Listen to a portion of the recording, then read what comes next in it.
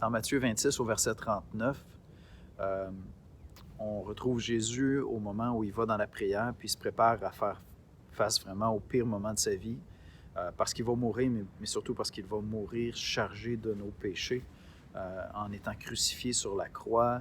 Euh, puis j'étais en train de méditer dans cette journée de Vendredi Saint sur ce que Jésus est en train de vivre à ce moment-là, comment il se prépare pour ça. Puis ce qui m'a frappé, c'est l'idée que tout au long de son ministère, de sa vie terrestre, à travers tous les enseignements de Jésus, on voit combien sa foi en son Père, sa lucidité, sa vision des choses est tellement différente de la nôtre. Je veux dire, il croit parfaitement en Dieu, il marche par la foi, il voit les choses comme Dieu les voit. Il n'est pas atteint de cette faiblesse-là que nous, on a dans notre foi. Et, euh, et donc, lorsqu'il demande quelque chose au Père, le Père le fait. Fait dans un sens, dans un sens bien réel, Jésus s'est humilié en venant sur la terre. Il est venu souffrir pour nous et il s'apprête à retourner auprès de son Père. Donc, dans un sens, ça devrait être le meilleur moment de sa vie. Il se prépare à retourner dans la gloire. Mais la réalité, c'est qu'il va se passer quelque chose à ce moment-là. Euh, Jésus va vivre une expérience littéralement nouvelle. Il va être fait péché parce que il prend sur lui le poids de nos péchés. Et donc, Jésus n'a jamais vécu ça. Jésus n'a jamais vécu le fait d'être maudit, d'être fait péché, d'être séparé de Dieu. Et donc, il va vivre cette angoisse-là.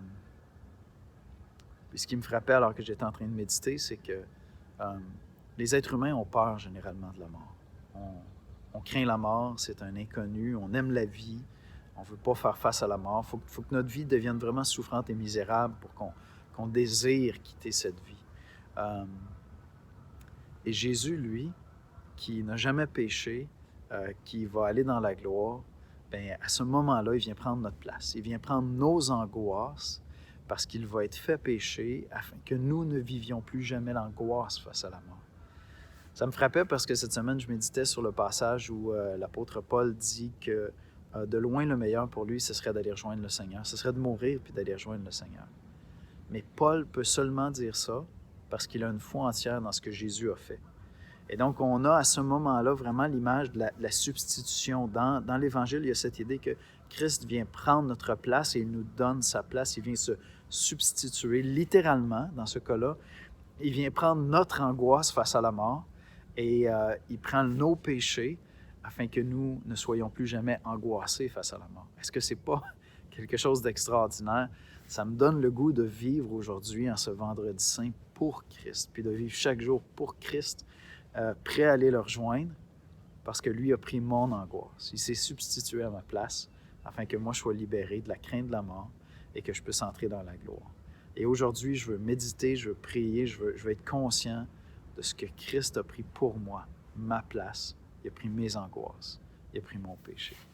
C'est vraiment glorieux, l'Évangile.